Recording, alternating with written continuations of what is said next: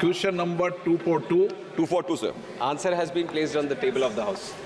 Sir, I would like to ask the Honourable Minister, under the current government, India has done immense growth in the civil aviation sector and aims to be the third largest air passenger market at USD 1.7 billion by 2021, and now it needs to grow to 4 billion by 2031.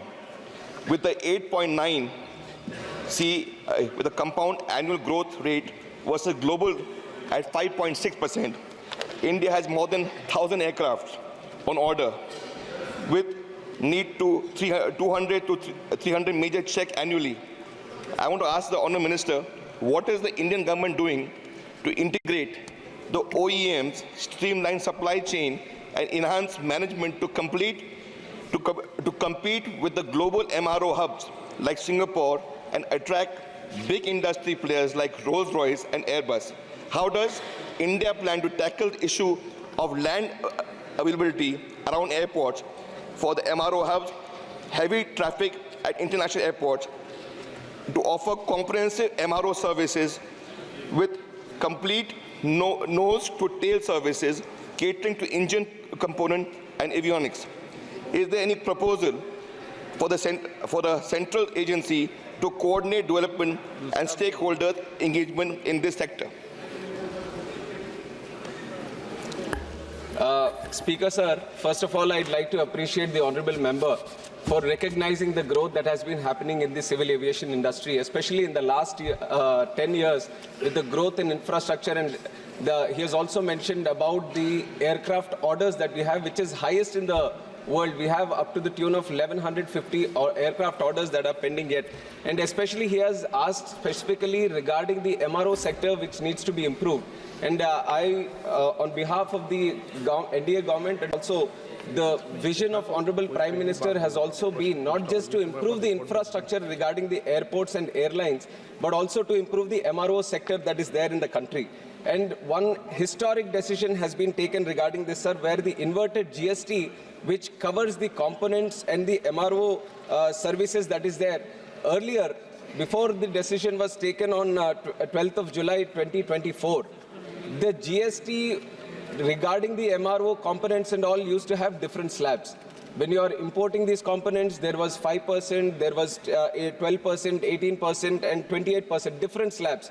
That was giving a whole lot of confusion, and because of which the MRO industry in probably Singapore or some other countries was mostly preferred.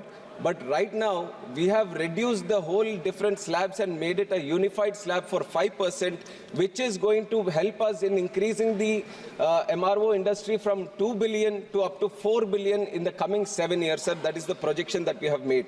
And other than that, in the budget also, I am very thankful to the Honorable Finance Minister, who has also recognized that the MRO sectors needs a lot of push, and there is a lot of potential here. And because of which, in the Union Budget 2024-25, the Finance Minister has also given an assurance that the period for export of goods imported for repairs has been extended from 6 months to 1 year.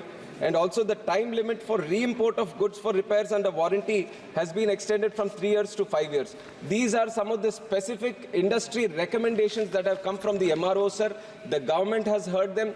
The government has ensured that they be brought into the policy. And now, since we have done all these things through the GST and through the budget also, we have done these specific things for the MRO.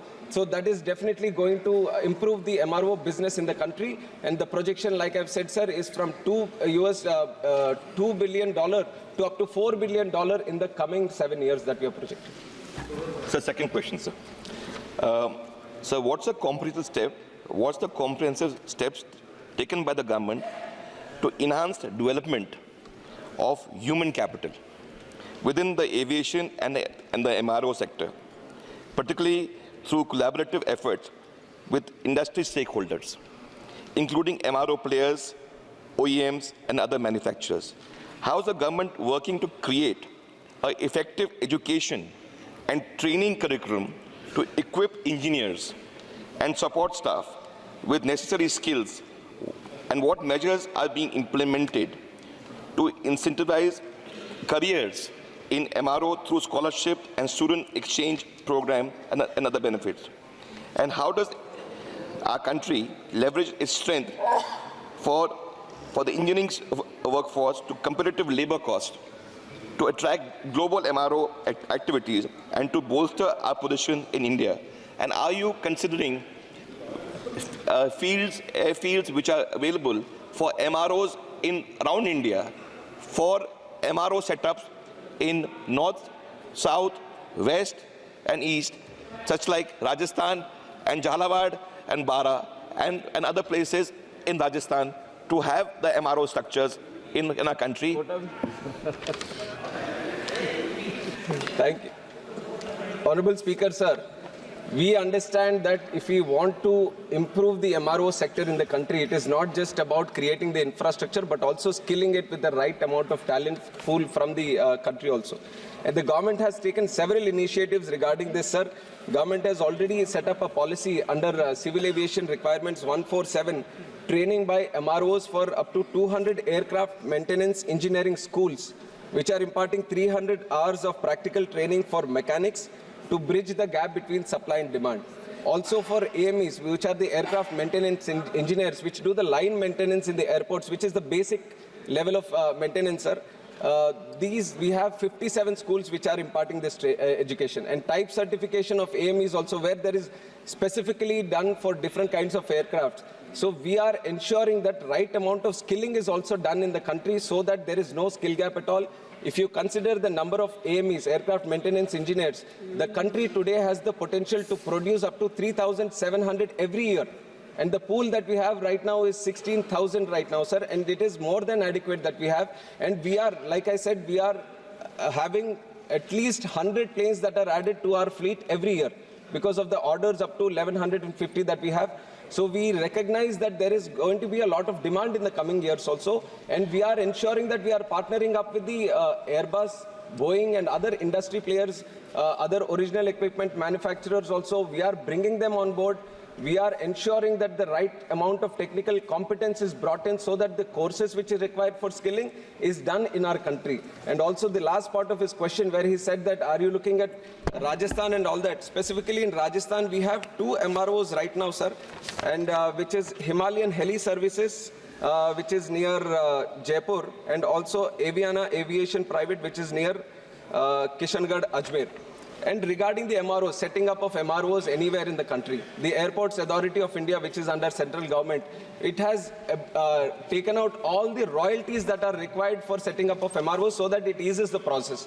We have given a card rate right now, so anyone who wants to set up an MRO anywhere in the country, let it be an airstrip, let it be an airport, anywhere, we'll follow due diligence, and we want to encourage MROs more and more from our government side. So definitely if there is any proposal from anywhere in the country, even it is the remotest part of the country, if there is an airport, if there is an airstrip, we will provide the necessary assistance and ensure the MRO facility is there. That much I can say from the central government. माननीय मंत्री जी ने बहुत अच्छा और बड़ा विस्तृत उत्तर दे दिया है. ये लगता नहीं कोई अच्छा जवाब दिया है ना. Shashi Tharoor ji. Thank you so much, Mr. Speaker. Actually, there are 3 things missing in the answer of the Honourable Minister. And I do want to draw his attention to them, sir, because there are 3 challenges that the MRO sector faces that have not been addressed in the written answer. The first is, while the ministry anticipates this to be a $4 billion industry, it talks, unfortunately, even in the written answer, sir, it talks about catering to the demand of maintenance requirements for the available fleet size in India. What about ambition for the international fleet, sir? There are many, many international airlines that could stop in India. For example, Thiruvananthapuram is on the route between Europe and Oceania and Southeast Asia. We would be able to offer MRO facilities there, but in fact, you are not. Our standards in India are not recognized by the European authorities, and therefore we are not able to integrate. We need to harmonize our regulatory system to meet the global standards. Secondly, sir, that as my honourable colleague Dushyant has mentioned, mentioned, the industry has not been integrating well into established value chains that involve the OEMs, and this is creating a problem with internationally recognized airline operators and globally recognized MRO entities. And the third concern, sir, is you mentioned various incentives, but you said nothing about whether we can include MROs under production-linked incentives, the PLI scheme of the government. The Parliamentary Standing Committee on Commerce has tabled a report last year saying that the PLI scheme should be extended to the MRO, but you have been silent on that in your answer, Mr. Minister. Thank you, Mr. Chairman. Oh, one more thing, sir. Thiruvananthapuram, as I said, is such an ideal location, but we hear that the Air India MRO hangar there, they are apparently planning to exit from there. What incentives can you offer so that existing hangars survive rather than only opening new ones? Sir, the honourable member has mentioned 3 different points, and the first one is regarding harmonizing with the international bodies, and especially as mentioned about EASA, which is the European equivalent of DGCA, which is there with us, and FAA, which is the American equivalent of DGCA. And I don't agree with him totally, sir, when he says that we are not harmonizing with these international bodies, because we understand when we are setting up these MRO facilities, it is not just for the airlines that are there, Indian airlines in the country also. MRO, we want to create the atmosphere where international airlines also come and access our facilities.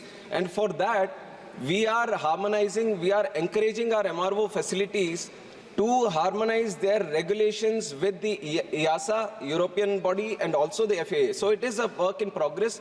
And I have also mentioned that Boeing and Airbus, they are also into this MRO sector. So when these international bodies come into play, definitely they bring in all the regulations which are recognized globally. So definitely your point is well taken, but I don't totally agree when you say that we are not working in that direction. It is a work in progress. It is definitely doing.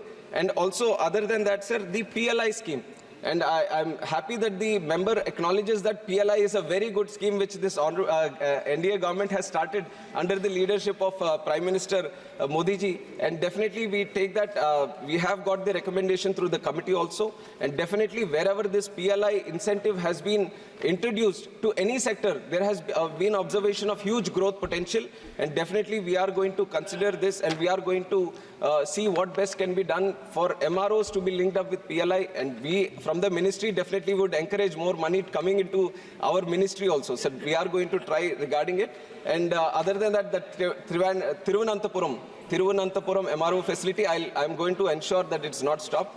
Any support that is required from our ministry, we are going to provide so that the MRO goes forward. Thank you. Thank you. Question number 243.